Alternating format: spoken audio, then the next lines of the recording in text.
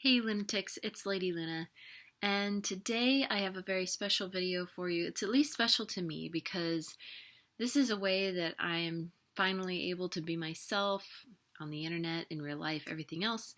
As a lot of you know, I have recently had a faith transition, and I talked about it in my last video, and I also have a memberships video that you can watch on my channel if you click the join button below, where it explains what religion I was in, what the experience was like for me deconstructing from the religion and all that.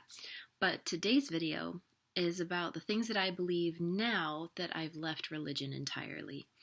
And so, for those of you who don't know, I was in a very strict Christian religion, and I couldn't do things like drink alcohol, drink coffee, dress immodestly.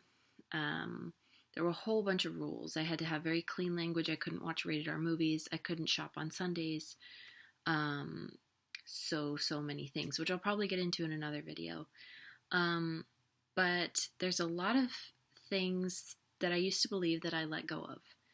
And a lot of people are wondering now, when they hear that I've had a faith transition, they're wondering, well, what do you believe now? Because I am still very spiritual, but I'm just not religious anymore. So, without further ado, I have some notes. And I figured that this would be good for me to share because I am definitely not the only one going through a faith deconstruction right now and a faith transition, especially as of 2020, because of all the stuff happening around that time. A lot of people stopped going to their church that they were always used to going to, and they have also left their religions as well. There are massive amounts of people leaving religion right now, and it's crazy to see how often this is happening and how much people are talking about it now. So, first thing is, a lot of people ask me how I feel about Jesus now, because I used to believe in Jesus very fervently as my Savior, my Redeemer, and the Son of God, and all of that. And the only thing that would get me into heaven was, believing in him. And in my religion, we believed that we had to do all of Jesus's teachings, and then after we've done all that we can do, then we can get into heaven if we believe in him. So now I see Jesus very differently. I looked into the actual historical time that Jesus lived in, and I realized that the early Christians were mostly very Gnostic. Gnosticism is something I hope to get into in future videos. It's fascinating. I could talk for hours about it. But Gnosticism has very different beliefs than the Christianity you see today. And this type of Christianity existed before the Christian church was ever formed. So it's interesting to know that. And also, when you look into esotericism, meaning the hidden meaning of things like scripture and symbols and different things like that, and spirituality, what you'll notice is a lot of the things that Jesus talked about were metaphorical. A lot of the parables he told obviously were metaphors for other things, but there's a deep spiritual esoteric meaning underneath all of it. For example, walking on water. Did Jesus literally walk on water? I'm not so sure that he really did that. I think that the writers who composed the New Testament, specifically the four Gospels, I think that a lot of them had very esoteric beliefs and were putting this symbolism into the story of Jesus. And I do think Jesus probably was a real person. There's a chance he could have been made up. But I think that he was a real person. I don't think that he was divine or that he did all these miraculous things like walk on water or, miraculously just touch someone and they healed and things like that. But when we look at the example of Jesus walking on water, water esoterically is a symbol for emotions. It's one of the four elements, and the element of water is always considered very emotional and with your feelings and things like that. Walking on water means Jesus was able to overcome his emotion, and it's just one of many examples in the New Testament and the entire Bible of how esoterically you can interpret this whole thing. So that's how I feel about Jesus now, that he probably was a real person. He had wonderful teachings about compassion toward others and the golden rule and love and things like that. But when it comes to believing in his miracles and his divinity literally, I don't believe that. But that gets me onto my second point, which is now I am not a monotheist or a regular theist, I am a pantheist. A lot of people think I'm an atheist because on my TikTok, I have a lot of videos kind of debunking different things about the Bible and debunking different things about like the logic of there being a personified God and things like that. But I am not an atheist, I'm a pantheist. So pantheism is something I've studied a lot since my faith deconstruction. Essentially, not all pantheists think the same way, so don't take my experience as a pantheist as how all pantheists think, but essentially, pantheism is where you believe that everything in the universe is God, where you are God and everyone else is God. So you watching, you are God too, and I'm God, and everyone's God. Because God is not a person, God is the consciousness that we all came from. So everything in the universe, like the planets and all of the things that you see in space, all the things in nature, even a rock, all the animals, all the plants, all the microbes, all the fungus, human beings, and even if there's aliens out there, them too, all of the things that come from this consciousness are God, because this is how I like to think of it. Before any matter existed in the universe, so before any physical stuff, there was just consciousness. There was just awareness. And this awareness split and became many awarenesses, many intelligences. And then it thought matter into existence. And this is actually backed up by science in many different ways. They've actually been able to, recently scientists found that they were able to create matter from light, which is amazing. There's so many different examples of how this would work. But essentially, thought created matter in the universe.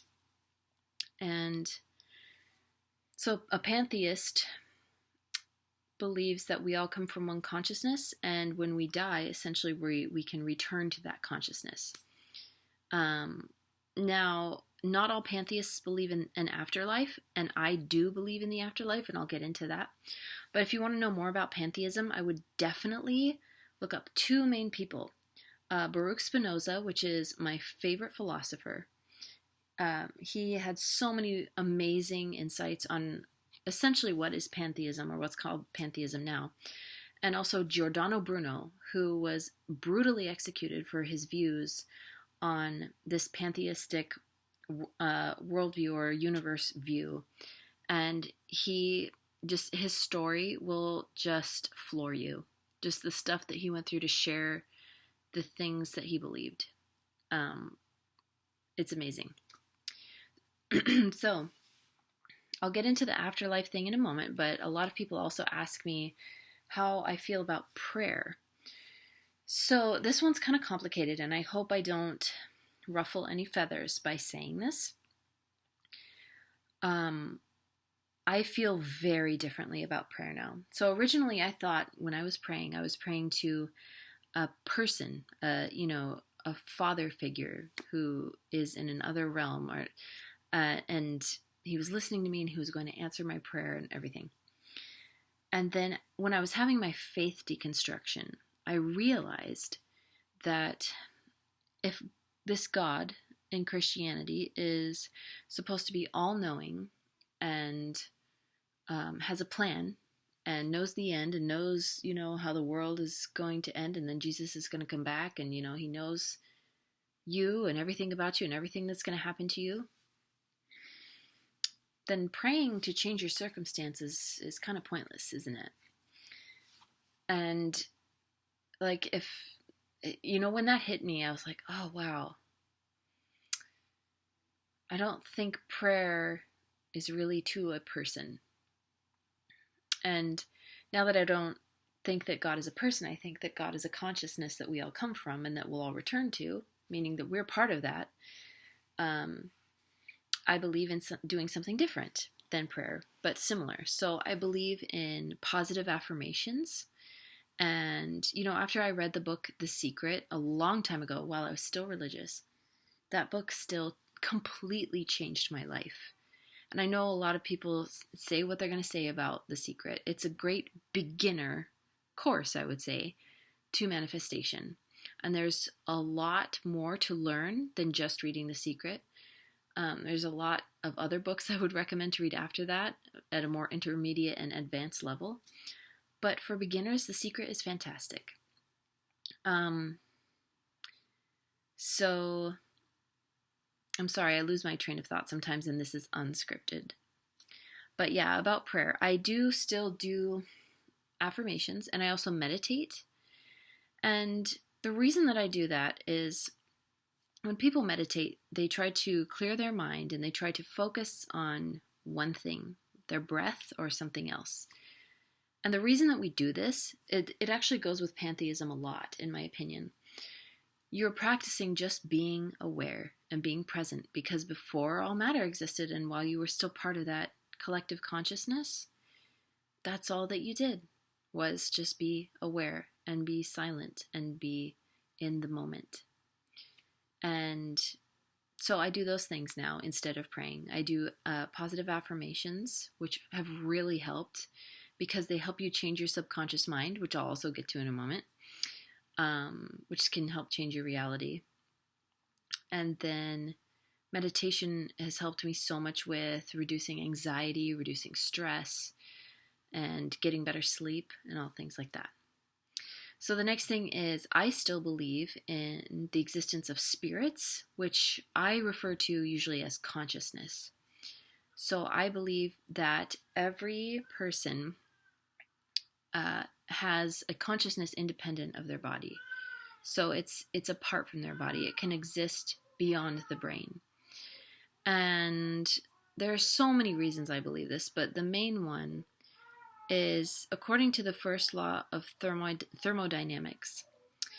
Energy can neither be created nor destroyed. And I believe that consciousness is an energy. It's the energy that animates our bodies and gives a spark to the brain that allows us to move around and be aware and be metacognizant, which means thinking about what you think about, being aware of your own thoughts.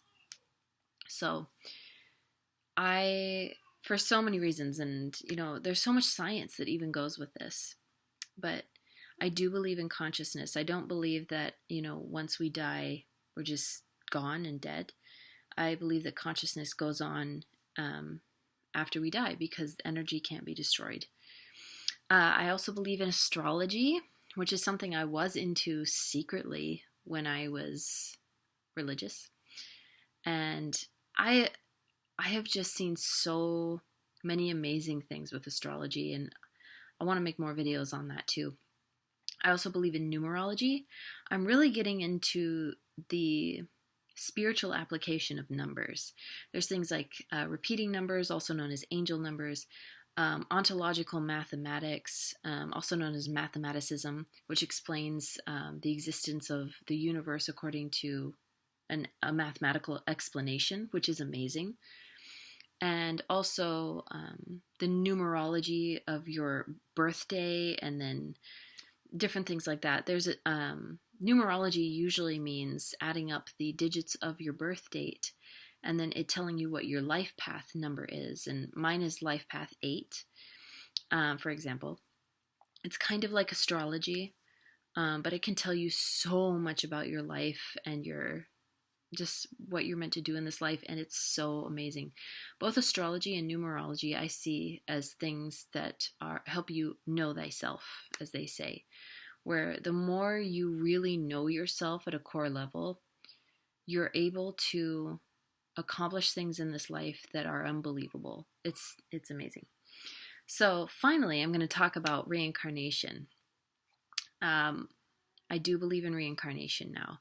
I know I made a video in the past where I was trying to explain why I didn't believe in reincarnation, but I do believe in it now. It was for religious reasons before that I didn't believe in it. My thought process back then was, well, I can't believe in it because,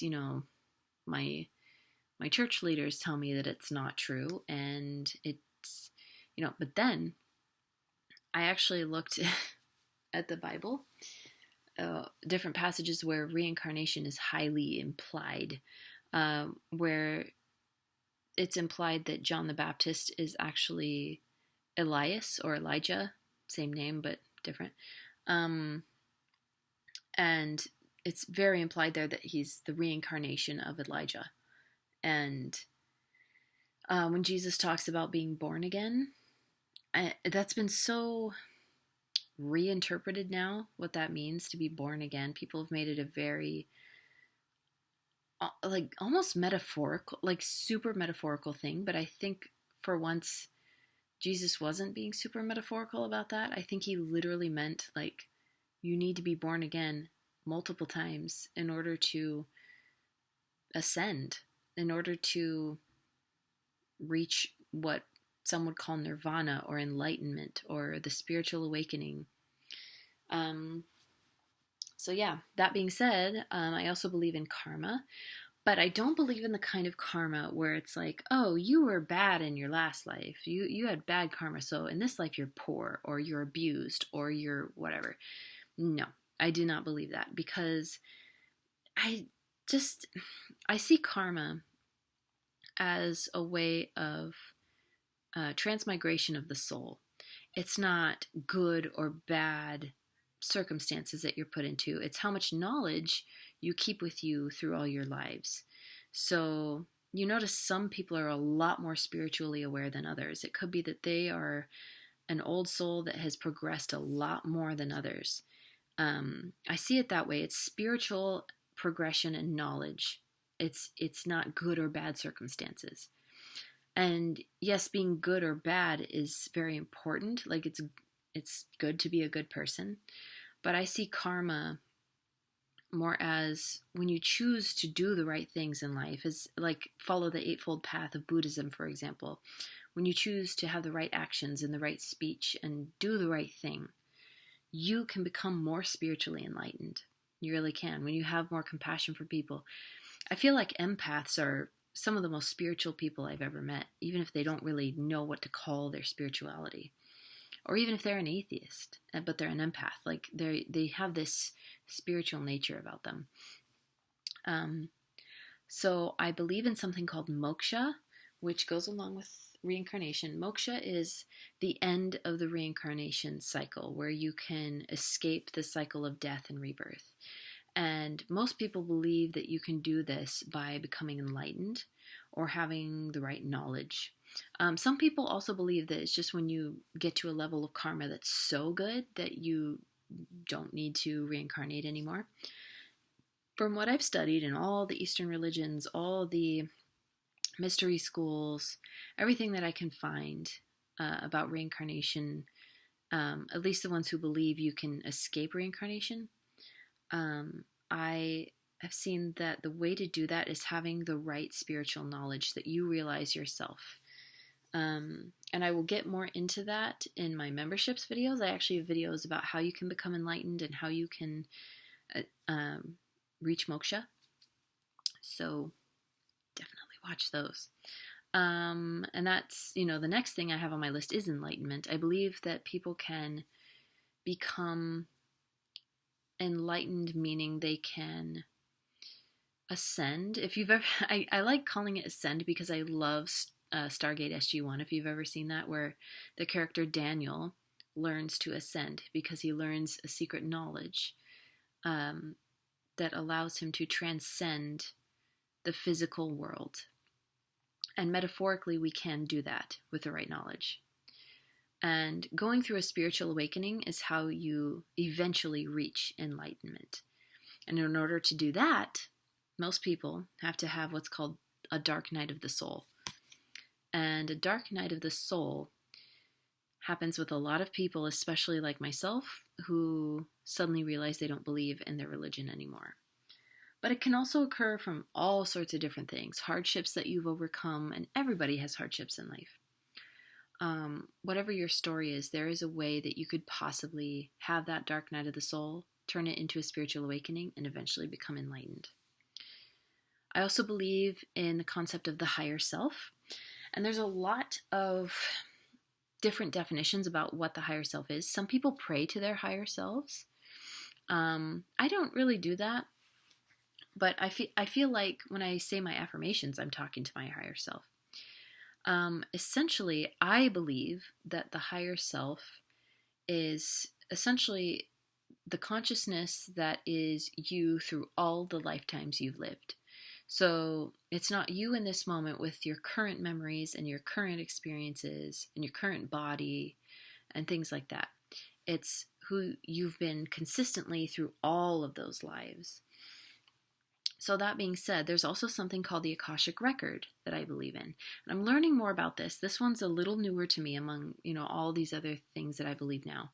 I'm still learning about the Akashic Record, but the Akashic Record is basically when you can tap into the knowledge of all these past lives that you've lived, or at least some of them. And the Akashic Record also talks about the ancient history of the planet sometimes, ancestral information, different things like that. And a lot of people attain this through meditation and visualization and other things. And I feel that at times I have gotten information this way where I'm just sitting silently and I have a question in my mind that I'd like the answer to. And sometimes it's not even about a past life or anything. It's just a moral question or something like that. And I actually did this a lot when I was deconstructing from my faith. But I'll just have a question in my mind, and when I sit in the silence and I don't let anything distract me and I can completely focus and be present, that's when I can get what I feel is the right answer. And that could just be my subconscious mind. And I think the subconscious mind is super powerful and has so much hidden knowledge that we still haven't tapped into scientifically yet. But I do believe that the Akashic Record is possibly a real thing that has so much knowledge we can all tap into if we learn how. I also believe in magic, also known as manifestation, or the law of attraction. And this, I have a video on this already, if you guys haven't seen it, Scientific Evidence of the Law of Attraction. I think that's what it's called. And there are so many examples of how your thoughts can change your reality. And just watch that video if you don't know. Mainly, I see magic as psychology. So when you can change the thoughts in your subconscious mind, which, your subconscious mind, you're not aware of. That's why we have to use things like candles with certain colors that affect us psychologically, or essential oils with a certain scent that gets into our olfactory center of our brain and unlocks pleasant memories that we want to channel toward a certain goal, right? When we can learn to change our subconscious mind, we can change our lives, because our subconscious mind drives our decisions, whether we know it or not. And one thing that's huge with the subconscious mind is dreams and learning to lucid dream. And there's a lot I could get into with that too. As far as, so when I was religious, I used to be a creationist, meaning I believed that God created the world all on his own and just, apart from everything else in the universe, God, he created the universe too, but he created the earth, and then he put, all the 7 days of creation, or 6 days, and then he rested. He put the plants here and the animals here, and he put humans here and all that. But now I believe in evolution. I believe in an old earth, a very, very old earth. And it makes a lot more sense. I actually watched a documentary on Charles Darwin and was actually blown away. I had only heard bad things about him before, and how he just didn't know what he was talking about and he was just making stuff up. But after I realized that, when he started making these discoveries about how evolution occurs, and he's seeing it in birds, and he's realizing it like with apes, and coming from an ape-like ancestor into a human and things like that. He actually had his own faith crisis, and I feel like he had a dark night of the soul as well. His wife, he had a lot of conflict with his wife apparently because of this faith crisis. And when I learned all that, I'm like it really hit home for me. And that's not the only reason I believe in evolution. There's so many. I mean, when you actually look at all the records we have of how animals have changed since the beginning of the planet, like it's undeniable. It really is. I just had my blinders on before. But anyway, so I do believe in evolution. I also believe in aliens. And nowadays it doesn't seem like that's as controversial anymore. Because most people think, well, we can't be the only ones out there. And I agree with that. But I think, and I could be wrong. I could be wrong about literally all of the things I'm talking about in this video. And I just want to make a note of that. And I'm okay with being wrong. I've been wrong before. But I do believe that aliens have been here for a long time. I believe that aliens were here in ancient times as well. And I don't believe, like, when it comes to things like the show Ancient Aliens, I do love that show, but I don't believe everything on it because I feel like some of it is kind of hyped up. But I do believe in the ancient astronauts theory where there's just so many ancient structures and things from Sumeria and Mesopotamia and Babylonia and the Mayan culture and Egypt and things like that, that the technology they had and the knowledge they had, the advancements they had just so quickly all of a sudden on the human timeline is unexplainable. It truly is. And there's so many reasons why I believe in it. And I do see aliens as part of my spirituality because I believe in something called star seeds, where a person can reincarnate from one planet to another.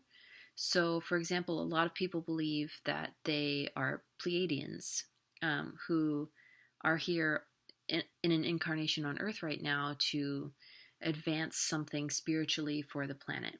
Like they have a spiritual mission on this planet, for example.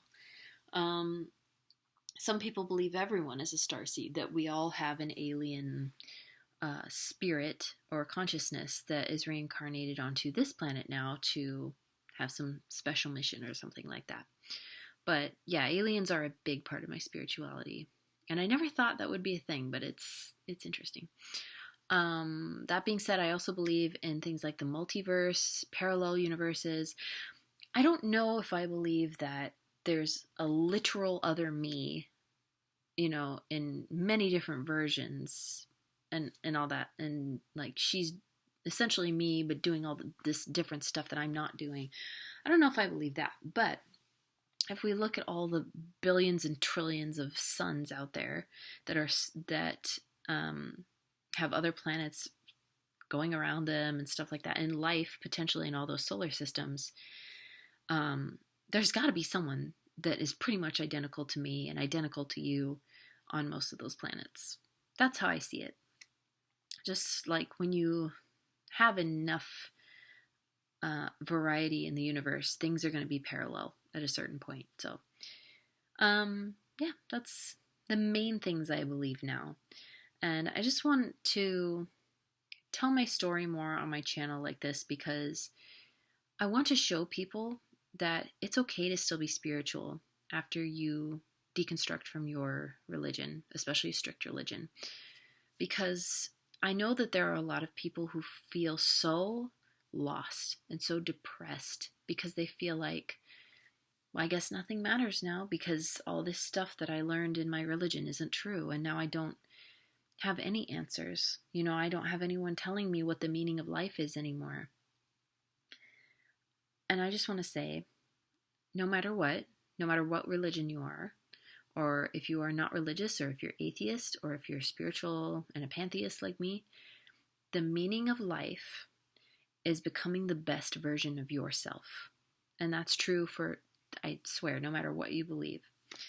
And I believe that there are ways to be spiritual without believing in a personified God, and without believing that that God is telling you what to do all the time and you have to just obey, which is my least favorite word. And I don't believe in a hell. I believe that Earth is hell, actually. I believe that reincarnating makes us come back to hell. And that's what, Jesus was essentially trying to say, if those stories about him are true, of course. I believe that the reason we have to be born again and eventually escape hell, which is Earth, to get to heaven, which is rejoining the collective consciousness, I believe that's why he said we have to be born again. So there's hope out there. If any of you are experiencing a faith transition or a faith crisis or a dark night of the soul, I want you to know that this is all part of the journey. This is all what can lead you to the spiritual awakening you need for enlightenment, so you can be free of all of this. If you're just done incarnating, there's hope on the other side. So I do want to say I enjoy life. I am very happy with life. I'm not saying the world is a terrible place, you need to escape it right away. That's just it. When you've had a spiritual awakening, you can go through that dark night of the soul, but on the other side, life just gets so happy and so beautiful.